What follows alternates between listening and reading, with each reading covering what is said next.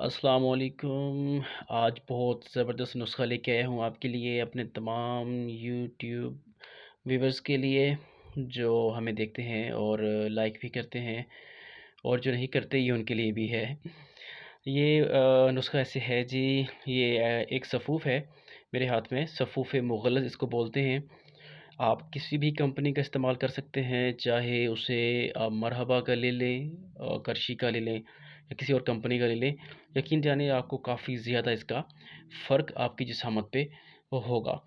یہ صفوف بتاتا جاؤں آپ کو کہ یہ ان حضرات کے لیے ہے جن کے گال پچکے ہوئے ہیں، یا جن کی یہ سمجھ لیں جن کی اولاد نہیں ہو پاتی ہے، جن کی مردانہ کمزوری ہے، یا جن کی سپرمز ایکٹیو نہیں ہو پاتے ہیں، یہ ان کے لیے ہے۔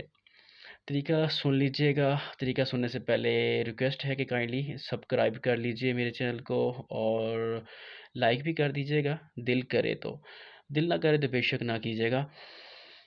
ہاں جی، میں بتاتا جاؤں آپ کو، بسم اللہ الرحمن الرحیم۔ اس کا طریقہ استعمال یہ ہے، صبح کے ٹائم آپ نے نہار منہ ایک چائے کا چمچ لینا ہے، نیم گرم دودھ کے ساتھ آپ نے اس کو استعمال کرنا ہے۔ اور اس کے بعد آپ نے دن میں سپہر کے ٹائم یعنی عصر کے وقت آپ نے اس کا ایک چمچ جو ہے، 1 سے 1.5 چمچ جو ہے وہ آپ استعمال کر سکتے ہیں نیم گرم دودھ کے ساتھ۔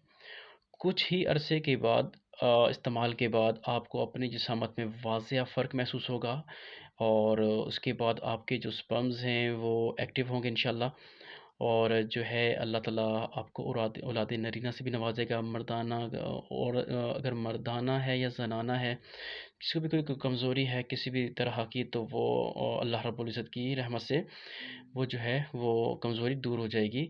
اور اسے کچھ عرصہ استعمال کریں، اور جو ہے اس کے بعد جو ہے اللہ تعالیٰ آپ کو اولاد نرینہ سے نوازے گا۔ یقین جانیں اس کا بہت اچھا رزلٹ آتا ہے، اور بہت کارآمد چیز ہے، بہت پاورفل چیز ہے، استعمال کیجئے۔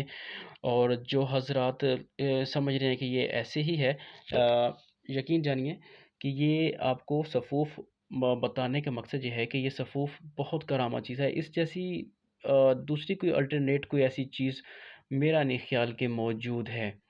اسے استعمال کریں، اس سے استفادہ کریں، باقی اللہ تعالیٰ پر چھوڑ دیں۔ اللہ تعالیٰ آپ کو جو حضرات جن کی اولاد نہیں ہوتی، اللہ تعالیٰ انہیں اولاد نرینہ دے۔ دعاؤں میں یاد رکھیے، اگر آپ کو استفادہ ہو، فائدہ پہنچے، تو مجھے اپنی دعاؤں میں یاد رکھیے گا۔ السلام علیکم ورحمۃ اللہ۔